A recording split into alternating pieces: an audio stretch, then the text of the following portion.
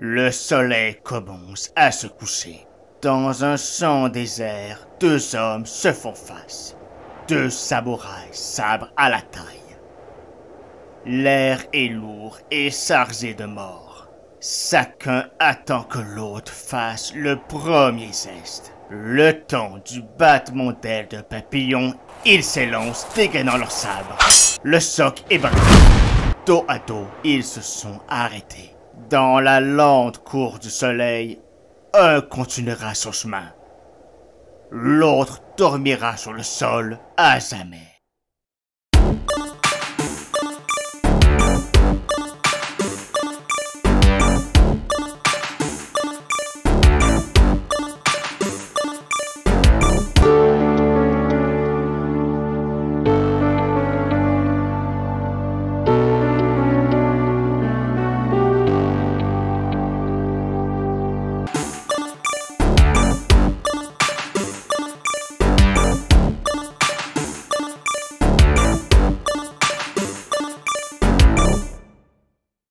Kensing le Vagabond, Lololi Kensing est un shonen de Nobuhiro Watsuki, publié dans Weekly Shonen Jump de 1994 à 1999. La série nous plonge dans le Tokyo du début de l'ère Meiji en 1878. Kensing et Mimura, un vagabond portant le sabre à la ceinture, ce qui est illégal, est ennuyé par la police. Il rencontrera alors la seule Kaoru Kamiya, à la tête du dojo familial de Kendo. Si incrustant ainsi que d'autres compagnons, Kensing va s'avérer être en réalité le célèbre assassin Batensai, lui qui a juré ne plus jamais tuer. Tout jeune, Nobuhiro Watsuki avait deux passions, le dessin et les arts martiaux, particulièrement le kendo. Même s'il était un adolescent qui pratiquait avec sérieux ces deux activités, son absence totale de talent au kendo lui a fait préférer le dessin et les mangas. Issu de cette génération qui a grandi avec un univers des mangas qui explosait et proposait une grande variété de succès, il a été grandement inspiré par Blackjack d'Osamu Tezuka, Doraemon de Fujiko Fujo, Touch de Mizuru Adachi et Alien Street de Minako Narita, ainsi que par les comics américains, particulièrement X-Men. Après avoir remporté en 1987 le prix Tezuka de Shonen Jump pour son histoire Tetsubon, il déménage à Tokyo et devient l'assistant de Ryuichi Tsukihara, de Yoichi Takahashi, mais surtout de Takashi Obata, le futur auteur de Death Note sur la série Arabian Limp et Shikara Barito. Il figure également au générique du jeu vidéo Samurai Shodown en 1993 comme character designer. Après avoir publié 3 histoires courtes portant sur les samouraïs de l'ère Sengoku,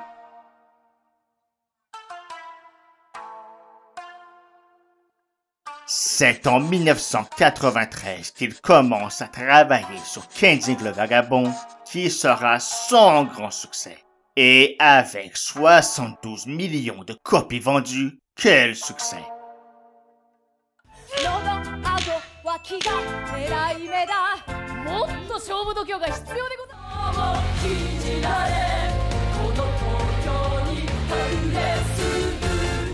Lui-même a offert à de jeunes créateurs d'être ses assistants. Des artistes comme Eiichiro Oda, Hiroyuki Takae, Kawaguchi Yukilori, Kaoru Karosaki, qui est devenu par la suite sa femme, et plusieurs autres. Watsuki a produit d'autres séries par la suite, mais sans connaître le même succès. Je ne peux pas parler de Nobuhiro Watsuki sans mentionner le tanuki dans la pièce. En novembre 2017, il a été arrêté pour possession de vidéos de pornographie juvénile.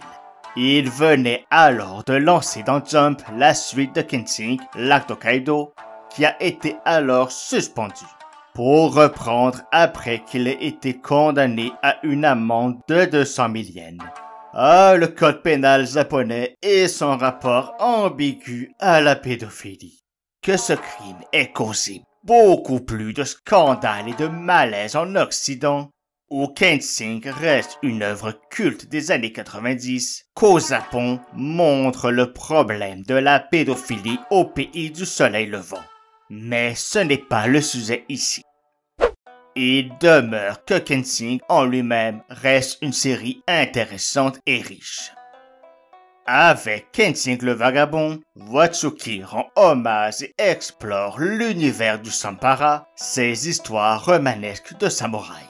Kenshin est le modèle classique du héros surpuissant qui va rencontrer à chaque semaine un nouveau méchant, dont la question n'est pas de savoir s'il va réussir à le vaincre, mais par quel mouvement épique il va y arriver.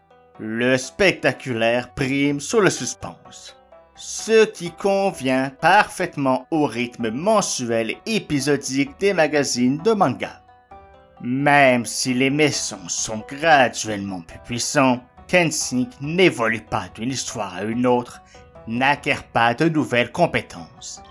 Contrairement à un Dragon Ball, un Naruto ou un One Piece, où le héros doit s'entraîner pour se surpasser et vaincre un ennemi trop fort pour lui, Kenshin ne fait que déployer un peu plus de son talent monstrueux, s'approchant à chaque fois de libérer la bête en lui. Bête représentée aussi par les méchants qui tiennent plus du monstre de folklore que de l'humain. Kenshin est le héros de légende qui doit les vaincre. Un autre intérêt vient de l'histoire du méchant qui inspire au lecteur soit du dégoût pour son manque d'humanité ou de la pitié pour sa tristesse. Kenshin maîtrise parfaitement l'art du Anasatutsu, l'art de parler avec compassion à son adversaire pour atteindre son kokoro. Les mots mettent plus souvent fin à des combats que les épées. À partir de l'arc de Cicilo, la série abandonne cette formule pour proposer une histoire plus longue où Kenshin devra apprendre de nouvelles techniques pour le vaincre, mais sans jamais aller aussi loin que dans les autres grandes séries. En cela, la série est un mélange entre Hokuto no Ken pour l'aspect méchant totalement irréaliste et héros surpuissant, City Hunter pour le mélange entre comédie et action, et Landswoven Cup pour le côté Sampala et historique. Justement, la série contient un volet historique bien plus important qu'il n'y paraît. La série se déroule au début de l'ère Meiji, ainsi que durant le Bakamatsu, la guerre civile du Bossing, et durant les nombreuses autres rébellions qui ont secoué le Japon jusqu'à la fin du 19e siècle. J'en parle plus en détail dans mon vidéo portant sur Lady Snowblood qui se déroule à la même époque. Époque de transition pour le Japon entre tradition féodale et société moderne, elle alimente les histoires de la série. Kenshin faisait partie des forces impériales qui ont apporté, en gagnant ce conflit, un système de monarchie constitutionnelle au Japon face aux forces du shogunat desquelles faisait partie le Byobansu. La plupart des histoires font référence à des événements historiques de l'époque ou à des personnages historiques. Watsuki s'est inspiré de personnages historiques réels pour créer ses personnages. Kenshin est inspiré de Kawakami Kenzai, un des 4 Hitokiri du Bakamatsu, ces samouraïs légendaires au service de l'empereur Meiji. Genzai qui a été jugé à tort pour trahison après la guerre et exécuté en gardant son honneur. Seto Hajime a aussi réellement existé, même si sa version manga est très romancée. Sagara Sanosuke est inspiré d'Arada Sanosuke, Shinomori Aoshi d'Hijikata Tojiyo et Seta Zojiro d'Okita Soji.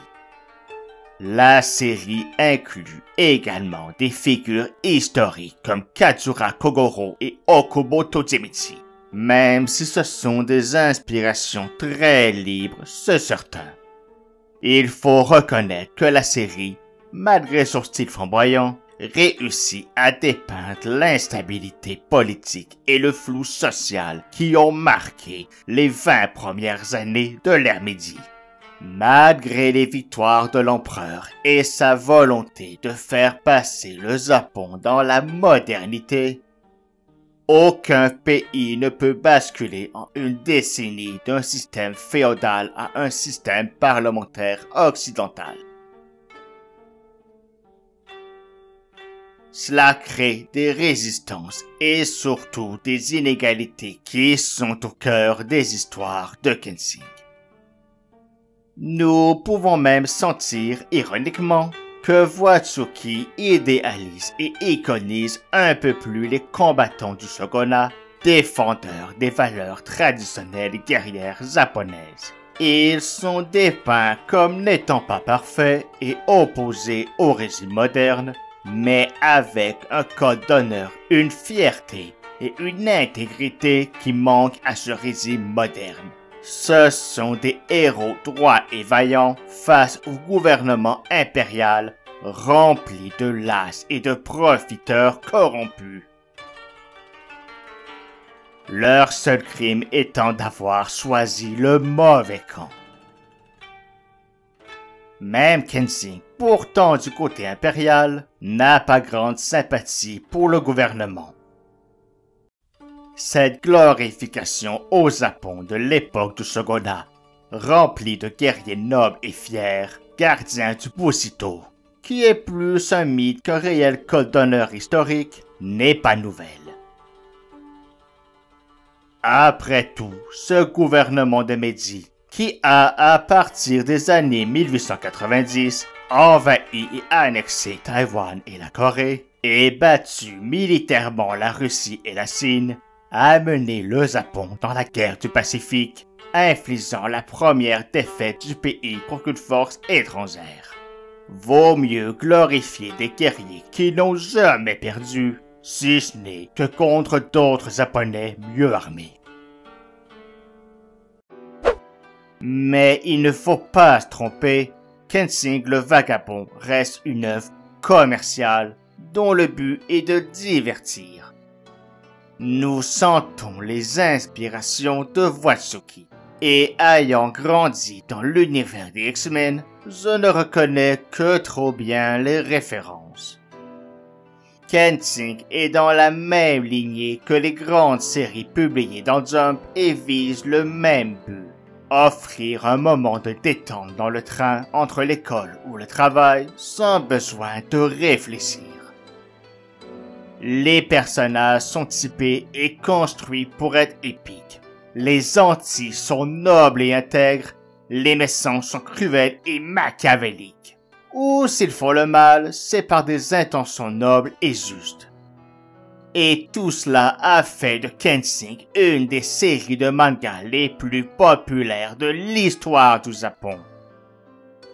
Déjà, la série animée et les OVA sortis dans les années 90 ont inscrit l'œuvre dans les classiques de la décennie et du genre. L'étape du film était la suite logique. Dès la fin de la série en 1999, Watsuki a été approché pour des projets de films, mais aucun n'a abouti.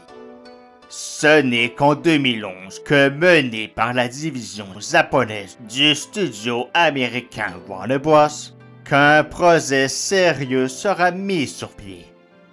Et c'est Kenshi Otomo qui a été choisi pour le réaliser et l'écrire. Après des débuts dans les années 90 à NHK, la télévision d'État japonaise, et 2 ans d'études à l'Université de Californie, Otomo s'est fait un nom dans plusieurs séries télévisées avant d'être remarqué en 2007 avec la série Agetaka et sa version cinématographique en 2009. Même si Watsuki a collaboré à la première version du scénario, c'est Otomo et sa co-scénariste Kiyomi Fujii qui ont fait l'essentiel du travail. 11 ans après le début de la Meiji, Ibura Kensing est un vagabond qui arrive à Tokyo. Et dans la zone Kaoru-Kamiya, il va protéger son dojo convoité par Karayu Takeda, un homme d'affaires louche. Parallèlement, ce même Takeda tente de retrouver Megumi Tagani qui possède le secret d'une variante dévastatrice d'opium. Essentiellement, le film reprend les 52 premiers chapitres de la série et les combine pour en faire une seule histoire. Le film puisant surtout dans l'arc des Sapots Noirs et dans l'arc de Megumi Tagani. C'est un angle pertinent pour présenter l'univers et les personnages en ayant une histoire cohérente. Mais ça fait aussi en sorte que la présentation des personnages prime sur le rythme et la construction de l'histoire. Par exemple, Megumi, qui est central dans l'histoire, est immédiatement introduit comme aidant Takeda dans la confection de sa drogue. Elle s'enfuit et va se réfugier dans le dojo de Kaoru. Les héros l'aident en ignorant son statut de criminel, mais les spectateurs le savent eux. Ce qui est conventionnel, mais peu intéressant au niveau dramatique. Dans la manga, c'est l'inverse. Les héros sauvent Megumi de bandits et apprennent par la suite qu'elle est elle-même une criminelle.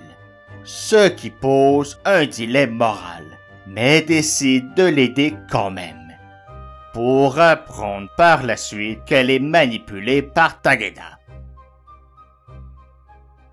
Même chose pour les ninjas employés par Takeda, qui sont une fusion entre l'Ubiwabansu et le clan des Sapots Noirs, mais sans avoir leur richesse et leur passé. Si Jin'e est fidèle à sa version papier, les 2 autres ninjas s'inspirent d'éléments de ceux du manga tout au plus, sans avoir la personnalité d'aucun. D'ailleurs, originellement, Aoshi Shinomori devait y être, mais a été coupé pour simplifier l'histoire et amené dans les films suivants. Comme pour la manga, le film a été construit pour être un divertissement efficace. Le scénario est simple. Les personnages sont simples pour laisser toute la place à l'action. Otomo vient du milieu de la télévision où l'important est de conserver l'attention du spectateur pour ne pas qu'il change de poste. Son Kensing a simplement plus d'argent à l'écran et ça paraît dans le rythme et dans les moyens mis à l'écran. La caméra, les décors, la photographie, la musique, tout est propre et fait avec professionnalisme. Un peu trop propre peut-être, mais c'est difficile dans ce genre de production de trouver un bon équilibre. Si c'est trop réaliste, cela devient un film historique peu intéressant commercialement. Mais si c'est trop artificiel, cela tombe dans le ridicule. Otomo tente de garder un équilibre entre le sérieux du contexte et la théâtralité des combats et des personnages, car les chorégraphies sont impressionnantes, et les acteurs et actrices très peu dans la subtilité. Mais c'est le propre de grosses productions commerciales, faites pour divertir avant d'être une œuvre d'art. Kensing est un shonen classique avec des personnages classiques. Kensing est le héros maladroit malgré sa puissance. Kaoru est la tsundere qui passe constamment du miel au vinaigre. Sangala est le rival à forte tête et forte gueule de Kensing. Megumi est une renarde four qui tente de mettre le grappin sur Kensing au nez de Kaoru. Azumi Saito est un ennemi de Kensing devenu allié. Ce genre de personnalité fonctionne dans un manga, mais moins dans un film avec de vrais acteurs.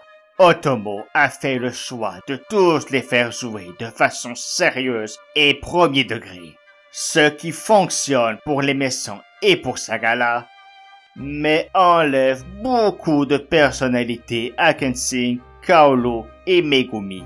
Ces dernières deviennent de simples demoiselles en détresse ayant besoin de l'aide de Kensing. Et ce dernier, un vagabond guerrier un peu trop sérieux. Seule une scène montre son côté gauche et c'est la seule où il fonctionne comme personnage.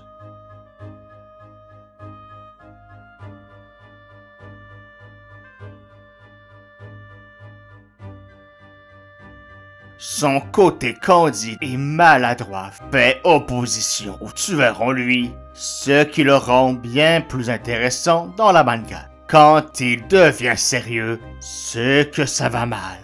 S'il est tout le temps sérieux, ça a moins d'intérêt. La grande force de Takaru Saito, connu pour la série des Kamen Rider, est le jeu physique et les cascades. Il a mis son talent à profit, car la force et le principal attrait du film, ce sont ses combats et ses chorégraphies. Que ce soit à l'épée ou à point nu, ils sont tous bien faits et spectaculaires. Ce qui était également une force de la manga. Même si la réalisation nerveuse et énergique d'Otomo a tendance à les rendre souvent difficiles à lire. John Wick n'a pas un scénario complexe, mais ses scènes d'action sont faciles à lire et bien découpées. Otomo veut tellement rendre ses scènes d'action épiques qu'il les étouffe avec trop de ralentis, d'angles complexes et de répétitions. Car l'épique est le principal problème du film. Le film est rempli de belles scènes et de personnages qui devraient être charismatiques, mais Otomo ne parvient pas à les iconiser. En aucun cas on ne nous présente réellement leur force, et le danger qu'ils représentent. Pour être absorbé par un combat, il faut que le spectateur comprenne combien l'adversaire est puissant et combien le héros est dans une mauvaise posture. Sinon, cela n'a aucun impact. Aucun des héros et des méchants n'est introduit correctement. Dans la manga, Sagala nous est présenté en battant d'un doigt deux fortes têtes. Il est clair qu'il ne vit que pour se battre et qu'il est extrêmement puissant. Dans le film, il est en prison et gueule. Et c'est tout. Il nous est présenté comme un personnage comique. Donc, quand il se bat, malgré sa gigantesque épée, il reste un personnage comique qu'on ne peut prendre au sérieux. Et même l'armée de samouraïs qu'ils affrontent nous est présentée comme des sans-abri, qui vivent comme des animaux et mangent comme des animaux. Cela ne représente pas vraiment une menace sérieuse. Même chose pour l'Ubiwabansu. Certes, leur entrée est un peu plus stylée. Mais en tuant hors champ 2 ou 3 gardes, nous pouvons difficilement réellement juger de leur puissance. C'est vrai pour tous les personnages, sauf pour Kensing et Dine. Non seulement Dine semble méchant, mais nous le voyons vaincre seul 50 policiers, déployant toute sa force. Et pour Kensing, non seulement il se bat souvent avec style, mais même la scène où il enfile son célèbre Akama rouge est réussie. Dans un seul plan séquence, nous ne voyons d'abord que ses pieds avant qu'il soit révélé dans son intégralité dans la cour aux allures très zen, pour finir sur un léger travelling avant, sur la devise du dojo, se servir du kendo pour défendre et non pas pour tuer, ce qui est aussi la devise de Kensing. Cela fonctionne parce que les éléments sont montrés de façon graduelle, dans un contexte qui les élève de simples objets quotidiens en quelque chose de plus grand. Mais c'est trop peu pour sauver l'ensemble du film. Donc, le combat entre Jinhei et Kensing à la fin, ce qui est le climax du film, devrait être épique, lui. C'est certes le meilleur combat du film, mais pas suffisamment pour être épique. Dans la manga comme dans le film, Jinhei hypnotise Kaoru pour l'empêcher de respirer. Il s'enclenche alors une course contre la montre pour Kensing afin de la sauver à temps. Et pour ce faire, il doit renoncer à sa doctrine de ne jamais tuer, ce qui met à la fois une pression de temps et une pression morale sur Kensing. Dans le film, tous les éléments sont présents, mais sans que cela fonctionne. Kensing et Jinhei parlent plus de façon interminable qu'ils ne se battent. La géographie de leur combat ne fait aucun sens.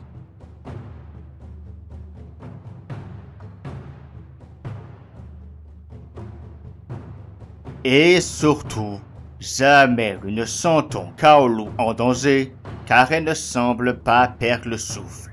Si elle avait été assise et qu'on la voyait perdre connaissance et perdre la voix au fur et à mesure, cela aurait aidé.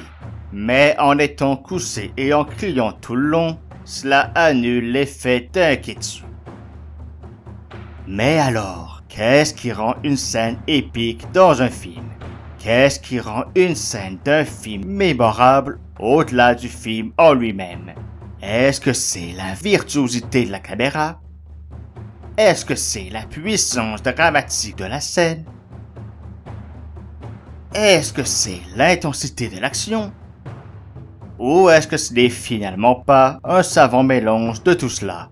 Une scène devient épique pour plusieurs raisons, mais essentiellement, c'est parce qu'elle parvient à transcender son film et porter un sens plus grand, tout en étant une partie intégrante de son film. Souvent, les gens ne retiennent que le côté visuel, mais il n'est rien si le spectateur n'est pas impliqué. Combien de films ont des scènes magnifiques, mais devant lesquelles nous ne ressentons rien?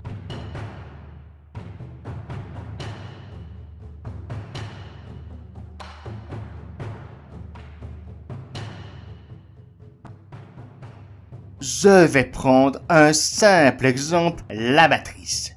Quand vous voyez cette scène, immédiatement vous pensez aux années 2000. C'est iconique, tout le monde la connaît et ça a été repris et parodié un nombre incalculable de fois.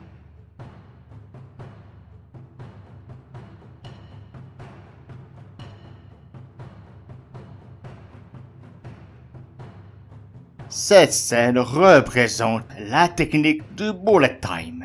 Pourtant, ce n'était pas la première fois que cette technique était utilisée, ni dans le film, ni dans l'histoire du cinéma.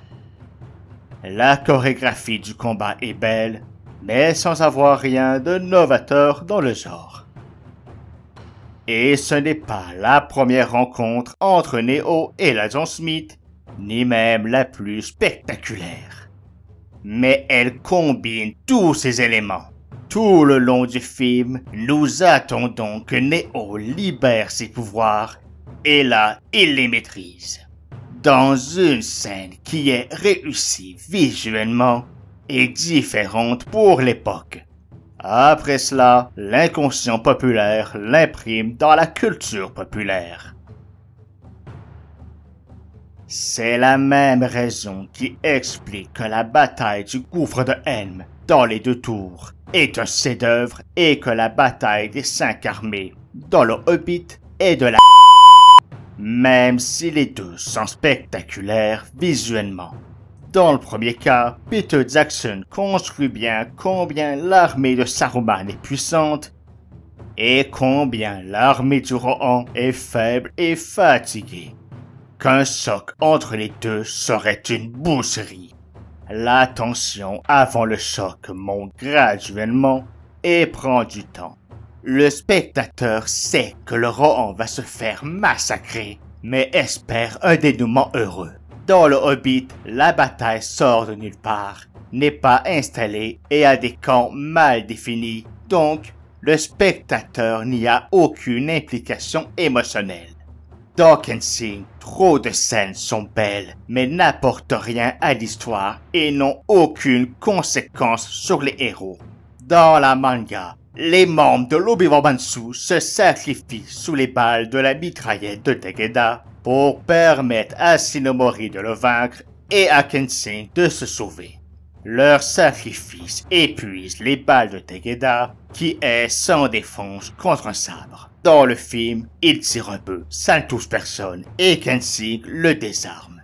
Ça n'apporte rien à l'histoire et ne change rien. Mais c'est tellement cool, une grosse mitraillette. Le film se voulait l'introduction à une série de films et y est parvenu. 4 autres films sont sortis par la suite, soit en 2014 et en 2021. Malgré leur scénario plus riche et leurs moyens encore plus grands, ils sont de même facture. Kyoto Inferno, adapté de l'arc de Makoto Sessho, est probablement celui qui a eu le plus de succès critique et le plus réussi du lot. Au final, le film rend hommage sans prendre de risques à l'héritage de Kenshin le Vagabond et à l'amour que ses millions de fans y portent. Cette œuvre a marqué les années 90 et continue d'ajouter à sa légende. La légende d'un jeune samouraï au passé tumultueux qui veut se repentir et embrasser la modernité sans renier les traditions du passé. Kenshin représente la métaphore du jeune Japon de l'ère Meiji, entre modernité et tradition, entre passé violent et futur pacifique.